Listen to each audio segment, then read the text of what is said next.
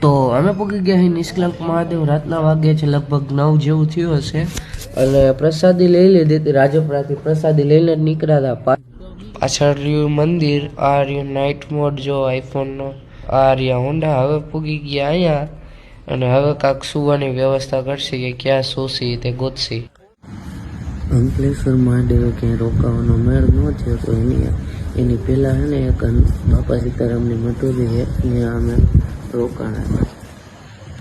અમારી ગાડી હોતા હે બધા. તમે આવો તો તમારું રહેવાની વ્યવસ્થા કરીને આવજો. હવે ઉઠી ગયા ઉઠી ગયો અહીંયા રહેવાનું હતું. આવી કંઈક બાપા સીતારામની મટોલી હતી. હનુમાન દાદાનું બાપા સીતારામનું મંદિર છે.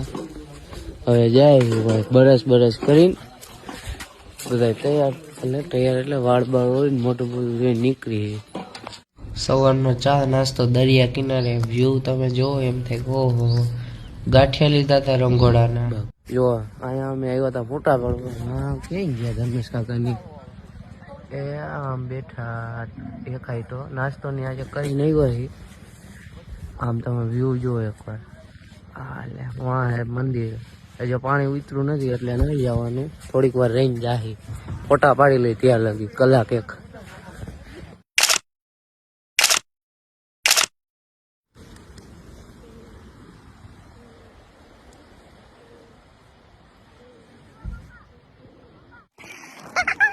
અમારામાં નાખી દઈશ બ્લોગમાં. પાછા જો ટ્રાફિક આવે અમે બધાને લઈ જઈએ કે હાલો ભાઈ.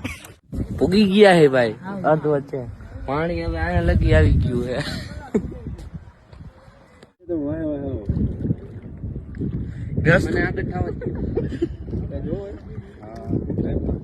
અમે પૂગી ગયા એટલા પાણીમાં, કારણ કે અમને કઈ ઉતાવળ નહીં, મોજ હાટું આવ્યા.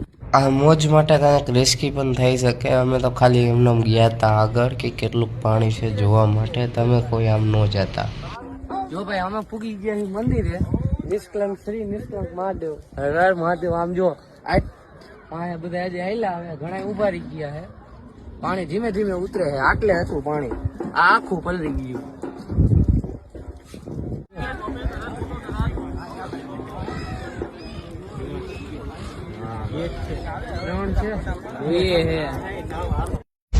નાદ તાલ મૃદંગ હું કટ ના કટ દા કટ દઈ કટ નાદ ધરેન્દ્ર.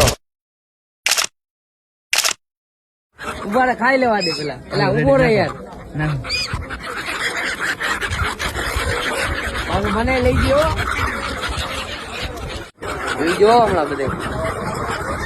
ક્યાં આવો યાર, અકેલે લગી કુ કરતા હતા. હવે અમારે તો નહીં ખોટો કઈ બોલતા નથી.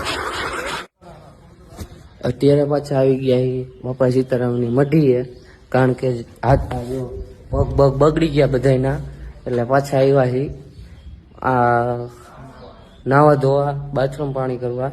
આ રહ્યો બેગ, ધર્મેશ કાકા બેઠા, ઓલા બધા બાથરૂમ ગયા હે. તો હું કહું વિડીયો ઉતારી લે કે દર્શન કરીને વેવા. બહુ મજા આવી, આવવા જેવું છે એકવાર. જાય ભીમના પાયા, ત્યાંથી પછી ગોપનાથ થી સીધા ઊંચા નીચા કોટડા. મળીએ હવે ભીમના પાયે.